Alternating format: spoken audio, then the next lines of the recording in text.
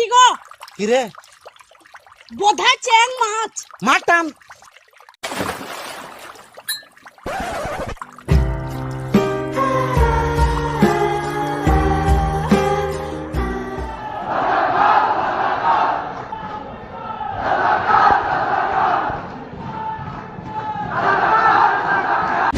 বুবুজান, পরিস্থিতি তো নিয়ন্ত্রণের বাইরে, কি করব এখন?